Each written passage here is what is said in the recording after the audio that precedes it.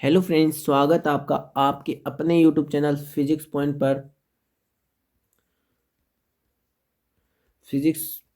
पर। और आज हम यहाँ पे पढ़ रहे हैं नेवी एंड एयरफोर्स के लिए, जो मैंने प्रैक्टिस सेट लगा रखा है आपके लिए। Navy and air force navy and air force के लिए बहुत ही ज़्यादा इंपॉर्टेंट क्वेश्चन मैंने आपके लिए कलेक्ट किए हैं, और इन क्वेश्चनों में से एक भी क्वेश्चन ऐसा लगे आपको कि ये क्वेश्चन नहीं आया हुआ है या नहीं आ सकता, वो क्वेश्चन मेरे को बता देना। गारंटी के साथ चैलेंज कर रहा हूँ। इस प्रैक्टिस सेट को आपने लगाया, पीछे जितने भी प्रैक्टिस है रे ऑप्टिक्स के, वो सारे अगर आपने लगा लिए तो रे ऑप्टिक्स में से आपका कोई भी क्वेश्चन गलत नहीं होगा, ये मेरी गारंटी है। तो आराम से तसल्ली से पेटी पैक होके बैठ जाइए। और 10 क्वेश्चन है, ज़्यादा क्वेश्चन में लंबी वीडियो नहीं लेके आऊँगा।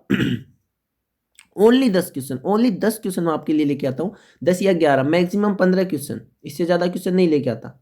ठीक है, तो आप इतने इतने जितने जितने क्वेश्चन मैं करा रहा हूँ, या तो अपने नोटबुक में नोट कर लो इनको, या फिर स्क्रीन शॉट लेते चलो।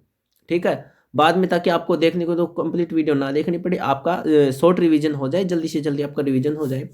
तो देखिए, चलते बिना टाइम वेस्ट किए। अगर वीडियो अच्छे लगे तो लाइक करना, चैनल को सब्सक्राइब कर देना, और अपने जो भी आंसर है कमेंट बॉक्स में जरूर बताना कि कौन सा क्वेश्चन आपको सबसे अच्छा लगा, कौन सा अच्छा नहीं लगा। ठीक है, कमेंट बॉक्स में अपना रिव्यू जरूर दें। तो चलिए स्टार्ट करते हैं। आज का पहला क्वेश्चन, पृथ्वी पर क्या है, पृथ्वी पर किसी प्रेक्षक को तारे झिलमिलाते प्रतीत होते हैं, इसके बारे में आप क्या कह सकते हैं। देखो, पहला क्वेश्चन तो ये आता है, एग्जाम में बहुत बार पूछा जाता है कि तारों का टिमटिमाना किस कारण से होता है। तो बात है किसके अपवर्तन के कारण।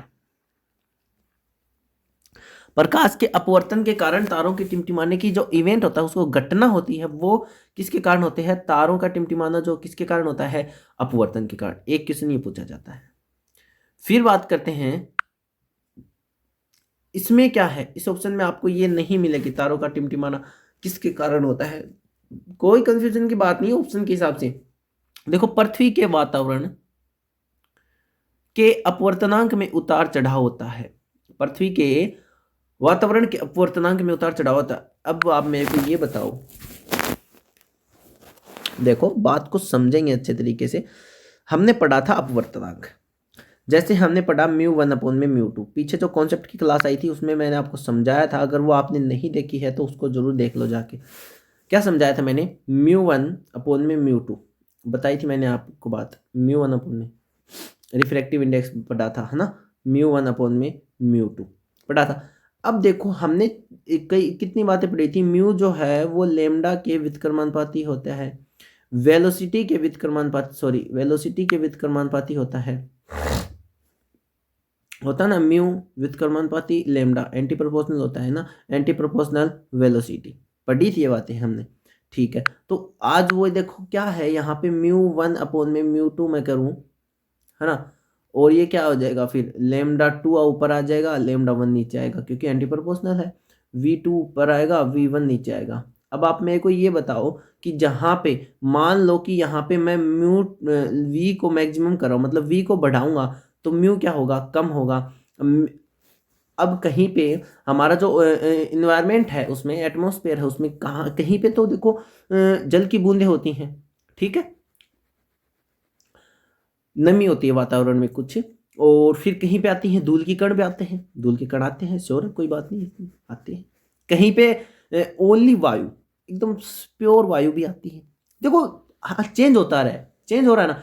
अब मेरे को ये बताओ कि ये था हमारा क्या, जल। जो वायु में नमी थी वो वायु है, ये वायु वो है जिसमें रेत है, ये वायु वो है जो बिल्कुल प्योर है। तो तीनों में वेलोसिटी क्या होगी, डिफरेंट डिफरेंट होगी। अब वेलोसिटी डिफरेंट है तो म्यू भी क्या होगा, डिफरेंट ही तो होगा। अब वेलोसिटी ज्यादा है तो म्यू कम हो जाएगा, वेलोसिटी कम है तो म्यू ज्यादा हो जाएगा। तो बात के कॉन्सेप्ट को समझना है हमें। तो यहां पे क्या लिख रखा है कि पृथ्वी के वातावरण में अपवर्तनांक में उतार चढ़ाव होता है, इसलिए तारे हमें टिमटिमाते हुए दिखाई देते हैं। और ऑप्शन में मिलता है कि अपवर्तन के कारण, तो आपका वो सही आंसर हो जाएगा अपवर्तन। बात आई समझ में। ठीक है, चलो आगे बढ़ते हैं। फिर देखो बोल रहा है कि समान आपतन कोण के लिए किसी माध्यम पी क्यू आर तथा एस में परावर्तन कोण क्रमशः 50, 40, 30, 20 हैं। प्रकाश की चाल किस माध्यम में न्यूनतम होगी। अब आ जाओ वहीं पे अपना कॉन्सेप्ट भी देखो। मैं क्वेश्चन आपको एकदम डीप तरीके से समझाऊंगा, बिल्कुल आपके दिमाग में फिट हो जाएंगे। एक कॉन्सेप्ट से 1000 क्वेश्चन कंप्लीट होंगे आपके। देखो ये हमारा सरफेस है, ये हमारा अभिलंब है, बताइए। अब ये कोई सघन माध्यम है, ठीक है, ये कोई सघन माध्यम है और ये है हमारा विरल माध्यम, ये हमारा विरल माध्यम। और ये आई हमारी प्रकाश की किरण। ये हमारी प्रकाश की किरण आपतित होती है और आपतन के बाद परावर्तन कोण की बात कर रहा है। परावर्तन कोण तो क्या होगा, इस साइड में चली जाएगी, और अपवर्तन कोण क्या होगा, जब अभिलंब की साइड यहां पे आएगी। बात आई समझ में, आई ना। हाँ, अब देखो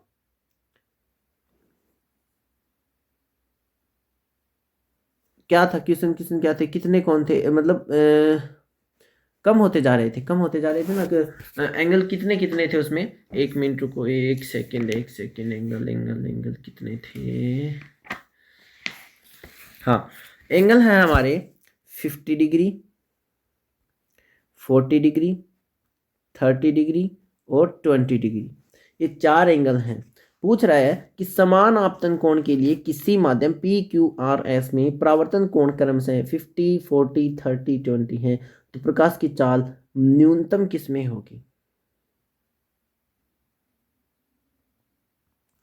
देखो ये कोई माध्यम है, यहां से यहां आई परावर्तन कोण। देखो अब जब ये माध्यम सघन है, सघन माध्यम है, तो एंगल क्या हो जाएगा, एंगल कम हो जाएगा। प्रकाश का जो किरण है उसका वेग कम हो जाएगा और वो अभिलंब की ओर झुक जाएगी, तो अपवर्तन कोण कम होगा, कम होगा ना। अब ये पूछ क्या रहा है कि चाल किस में अधिक होगी, जिसमें अपवर्तन कोण सॉरी परावर्तन कोण सबसे ज्यादा होगा उसमें चाल सबसे ज्यादा होगी, और जिसमें कोण कम होगा उसमें चाल कम होगी। बात क्लियर है। कोण आर प्रोपोर्शनल होगा वी के, बस इतना याद रखो। आर जो कोण है अपवर्तन कोण या परावर्तन कोण प्रोपोर्शनल होता है वी के। आर बढ़ेगा वी बढ़ेगा, आर घटेगा वी घटेगा। बस इतना कॉन्सेप्ट अपने माइंड में फिट कर लो। रिलेशन सॉरी मीडियम का कोई रोल नहीं है, आपको देखना ही नहीं है मीडियम क्या है क्या नहीं, कुछ नहीं देखना। आपको सिर्फ इतना देखना, आर प्रोपोर्शनल टू है वी के। आर ज्यादा है वी ज्यादा होगा, वी ज्यादा है आर ज्यादा होगा, आर कम वी कम। बात आई समझ में। तो इसमें आ जाओ अपने क्वेश्चन में। क्वेश्चन में क्या लिखा हुआ कि 50, 40, 30, 20 किसका होगा, 20 का। तो इसका करेक्ट आंसर क्या आ जाएगा, एस। ठीक है। प्रकाश जब प्रकाश या विरल माध्यम में प्रकाश या सघन माध्यम में प्रवेश करती है तो वेग में कमी आती है, क्यों। क्योंकि तरंग वेग में कमी आती है क्योंकि परिवर्तन होता है किसमें, तरंग दैर्ध्य में। देखो यदि कोई प्रकाश की किरण माध्यम 1 से माध्यम 2 में जाती है तो μ1 2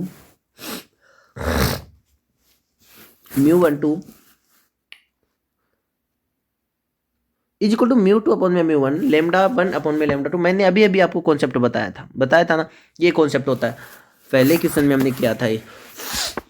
तो बोल क्या रहा है इसमें, ऑप्शन में आपको अगर अपवर्तनांक मिलता है तो अपवर्तनांक इसका सही आंसर होगा, या फिर आपको तरंग दैर्ध्य मिलती है तो तरंग दैर्ध्य होगा। वेलोसिटी तो चेंज कर ही रहा है, तो इन दोनों में से देख लेना, कोई भी आपके ऑप्शन में है तो करेक्ट आंसर हो जाएगा। इसका अपवर्तनांक भी हो सकता है, अपवर्तनांक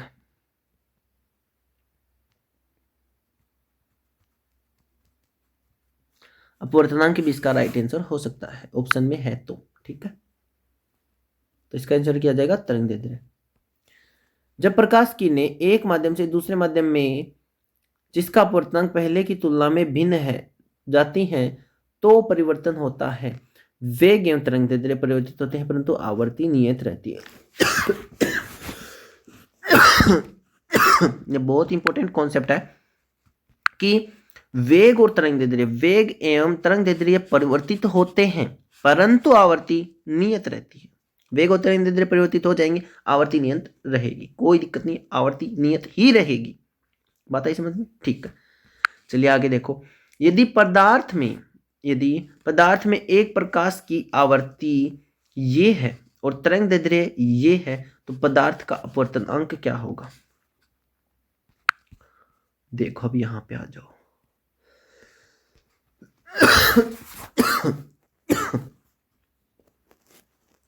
आवर्ती न्यू क्या है हमारे पास? देखो म्यू है अपवर्तनांक, न्यू है आवर्ती। 4 इंटू में 10 टू पावर 14 हर्ज, ठीक है। और फिर क्या बोल रहा है, तरंग दैर्ध्य बोल रहा है, मतलब लेमडा की वैल्यू हमारे पास क्या है? 5 इंटू में लेमडा की वैल्यू हमारे पास 5 इंटू में 10 टू पावर -7 मीटर,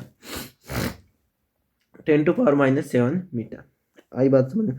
अब देखो म्यू इज इक्वल टू क्या होता है? म्यू इज इक्वल टू हमारे पास क्या होता है? सी अपॉन में वी, सी अपॉन में क्या होता है? वी। और एक फॉर्मूला मैं आपको बता दूं, आवर्ती का क्या फॉर्मूला आता है? आवर्ती का फॉर्मूला आता है सी अपॉन में लेमडा, सी अपॉन में लेमडा, या lambda is equal to c upon में न्यू। बात दोनों सुन, सी यहाँ पे कांस्टेंट है। अब ये देखो उस कंडीशन की वैल्यू है जब मीडियम यहाँ पे क्या है? निर्वात है, ठीक है, निर्वात है। लेकिन ये अगर यहाँ पे कोई माध्यम है, लेकिन यहाँ पे कोई माध्यम मैं लगा दूं तो इसका क्या हो जाएगा? इसका आ जाएगा न्यू की वैल्यू हमारे पास है 4 इंटू में 10 टू पावर 14 हर्ट्ज, और लैम्डा की वैल्यू हमारे पास है, लैम्डा की वैल्यू हमारे पास है, एक सेकंड डिस्टर्बेंस के लिए थोड़ा माफी चाहूंगा। लैम्डा की वैल्यू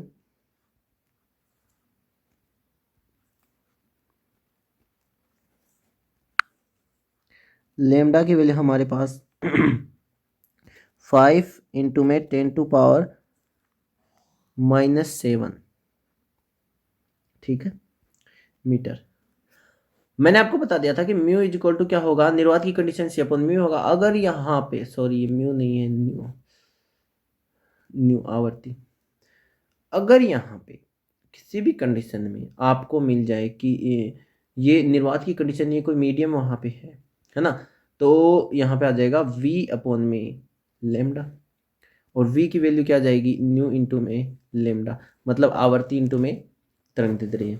तो हमको क्या चाहिए? हाँ, पूछ रहा है ये अपवर्तनांक, तो म्यू की वैल्यू आ जाएगी आपके पास, म्यू इज इक्वल टू आ जाएगा सी की वैल्यू होती है 3 इंटू में 10 टू पावर 8 मीटर पर सेकेंड, ठीक है। और ये आ जाएगा, न्यू आ जाएगा 4 इंटू में 10 टू पावर 14 इंटू में 5 इंटू में 10 to power -7। Mu is equal to क्या आ जाएगा? 3 इंटू में कैंसिल हो जाएगा कि कितना बच जाएगा? 6 बच जाएगा ना यहाँ पे।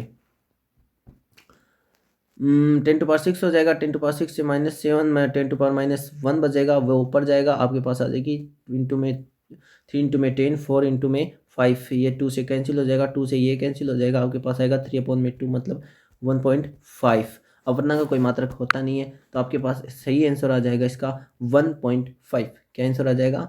1.5। कहाँ गया वो? 1.5 इसका करेक्ट आंसर है, ठीक है। बात करें, आया क्वेश्चन समझ में?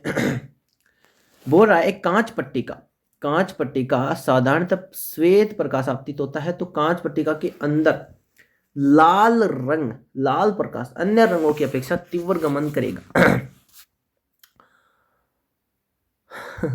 तीव्र गमन करेगा। देखो क्या है, हमने पढ़ा था कि लेमडा प्रोपोर्शनल होता है वेलोसिटी के, लेमडा जितना ज्यादा होगा वेलोसिटी उतनी ही ज्यादा होगी। बात यहां तक हम सहमत थे, हमने पढ़ा था, जब हमने म्यू के बारे। अब देखो जो भी रंग है हमारे 7 कलर्स होते हैं, उसमें देखो क्या है कि जब श्वेत प्रकाश की जो प्रिज्म है, मान ली श्वेत, मानो कि श्वेत प्रकाश की कोई पट्टिका, उससे कोई श्वेत प्रकाश गुजारा जाता है कांच की पट्टिका से, तो वह जो कलर है वो 7 रंगों में डिफरेंट डिफरेंट कलर्स में डिवाइड हो जाता है, और उनका क्रम होता है विबज्योर, विबज्योर। ठीक है।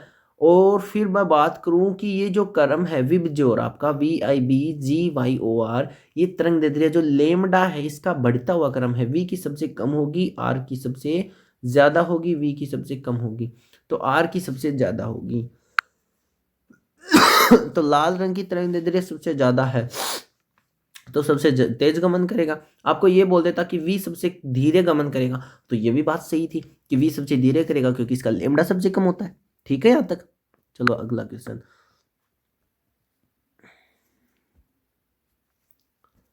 जब प्रकाश तरंग वायु तथा कांच की संधि पर परावर्तित होती है तो परावर्तित तरंग की कला में कितना परिवर्तन। ये कॉन्सेप्ट मैं पहली जो अपनी रे ऑप्टिक्स की पहली फर्स्ट कॉन्सेप्ट की क्लास में उसमें पढ़ा था हमने। परावर्तन में कला कोण जो परिवर्तन होता है वो कितना होता है, हमेशा पाई पाई पाई ही होता है, पाई ही होता है। तो इसका आंसर भी कितना आ जाएगा, पाई आ जाएगा।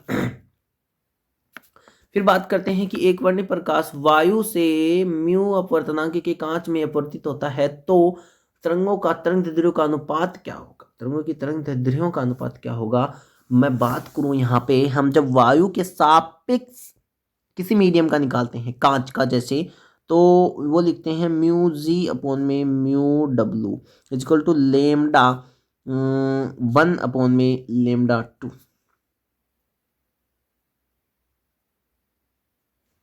ठीक है, सॉरी लेमडा 2 अपॉन में लेमडा 1, लेमडा 2 अपॉन में लेमडा 1, क्योंकि एंटी प्रोपोर्शनल होता है, अपवर्तनांक के एंटी प्रोपोर्शनल होता है। तो फिर यहाँ पे क्या बोला अपने को, म्यू जी कितना है, म्यू है, म्यू जी कितना आपके पास, म्यू है।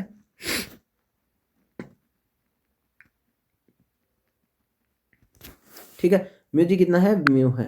देखो नीचे आ जाओ यहाँ पे अपने पास mu G, mu g upon में म्यू डब्लू। अब म्यू जी को हम क्या बोलेंगे, म्यू 2 बोल देंगे क्योंकि सेकंड था।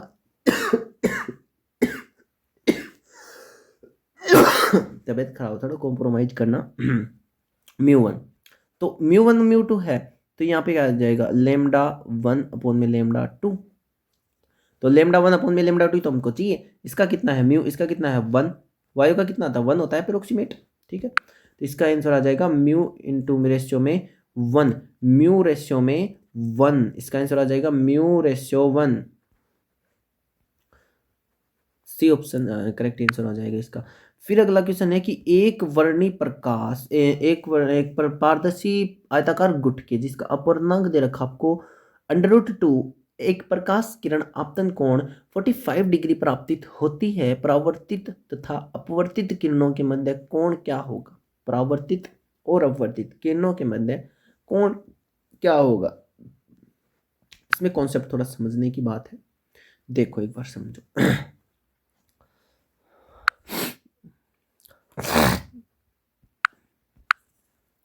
देखो मैं थोड़ा सा छोटा सा डायग्राम बना लेता हूँ यहाँ पे। हुन तेरे बिन नामुमकिन करना गुजारा हो गया, अल्लाह दी कसम, अल्लाह दी कसम, तू मैनू प्यारा हो गया, हुन तेरे बिन नामुमकिन करना गुजारा हो गया।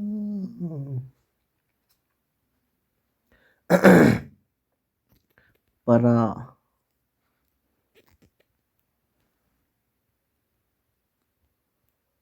परावर्तित किरण, अपवर्तित किरण, ठीक है, और ये है आपतित किरण। बात आई समझ में। अब देखो ये है वायु हमारी, इसके लिए म्यू की वैल्यू कितनी है 1, और ये है हमारा कांच, इसके लिए है √2। ठीक है, हम यहाँ पे लगाएंगे स्नेल का नियम। स्नेल का नियम क्या होगा, क्या बताता हमको, mu A is equal to mu A into में sine I is equal to mu G sine R. यही तो पढ़ा था हमने स्नेल का नियम, फिर ऐसे क्या देख रहे हो। ठीक है, फिर देखो यहाँ पे हमें म्यू ए का वैल्यू कितनी है 1, साइन आई की देखो यहाँ पे कितनी है, ये कितने का बोला है, आपतित होता है 45 डिग्री पे, तो वह साइन आई की वैल्यू है 45 डिग्री।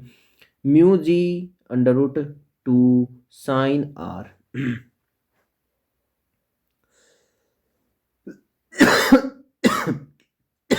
देखो हम यहाँ पे क्या पढ़ रहे हैं, अपवर्तन पढ़ रहे हैं, तो हमें ये डैश लेना पड़ेगा, जो ये एंगल देखो, ये एंगल जो है ना वो हमारा आर डैश अपवर्तन कोण। ठीक है, साइन 45 का कितना मान होता है 1/√2 is equal to sine R dash into में √2। √2 को इधर डिवाइड में लेकेंगे तो sine R dash is equal to आ जाएगा 1/√2 इंटू में √2। तो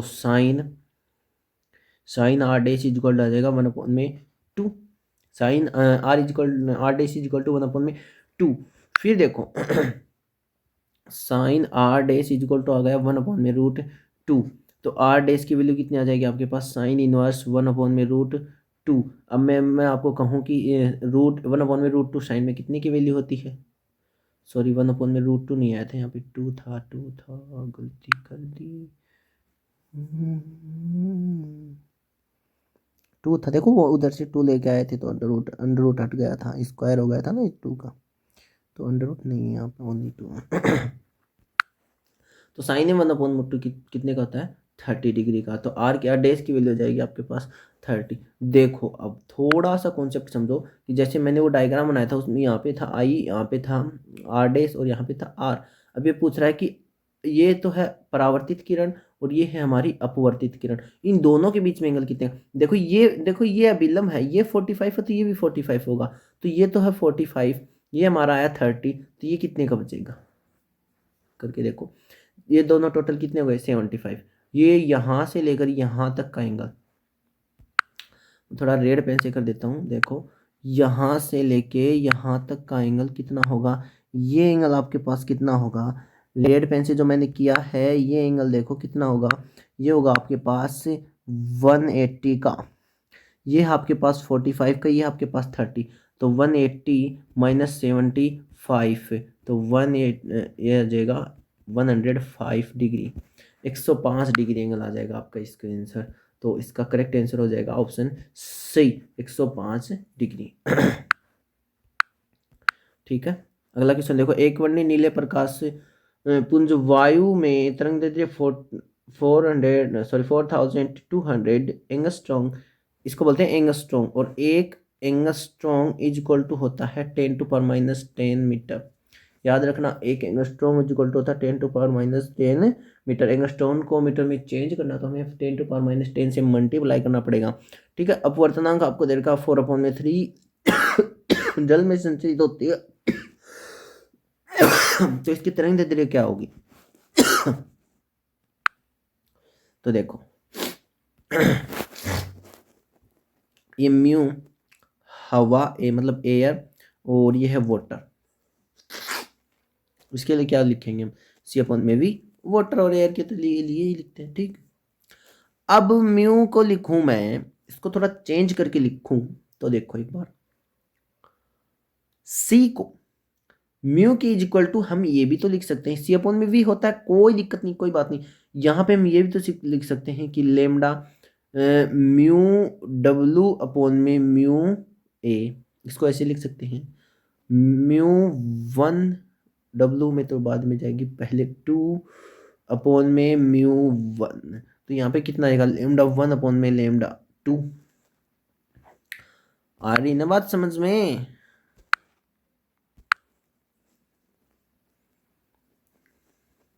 तो देखो क्या समझाना चाहता हूं मैं आपको यहाँ पे। ये बात क्लियर है ना, ये बात आई समझ में आपको। तो देखो अगली स्टेप में क्या करना है आपको कि म्यू 2 मान लिया आपने लेमडा 1/लेमडा 2 आ जाएगा, ये क्या है? वाटर। ये क्या है? एयर। λ1 में λ2 की वैल्यू में दे रखी है 4/3।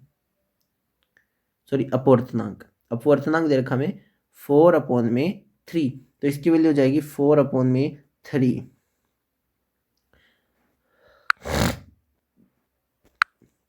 इक्वल टू λ1 की वैल्यू हमारे पास 4200 और अपॉन में λ2 की हमें फाइंड करनी है। फिर दिक्कत क्या आ गई इसमें? है क्या दिक्कत आ गई भाई? दिक्कत का है कि जब हम रहे सोल्व कर लो, λ2 इक्वल टू आ जाएगा 400 इंटू में 3/4।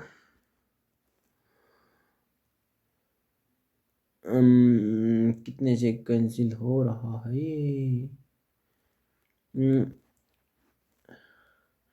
4 1 जा 4। λ2 इक्वल टू आ जाएगा 1500। नहीं नहीं नहीं नहीं नहीं, कहाँ गलती कर दी?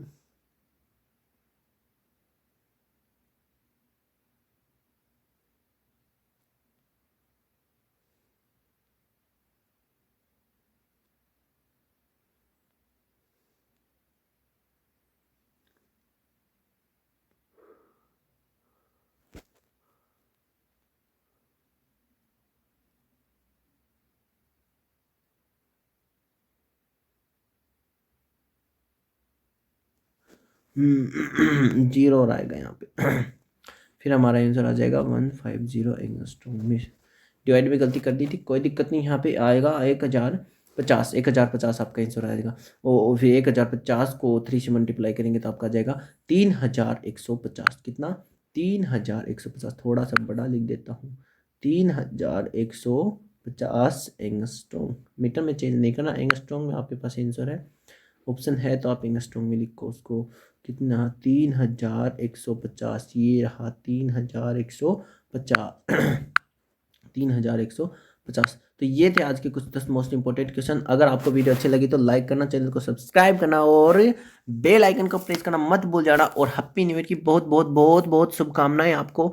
आप 2022 में अपनी मनपसंद जॉब, जो भी आप चाहते हैं, नेवी, एयरफोर्स, जो भी आपका एम है वो आपको भगवान करे आपको मिल जाए।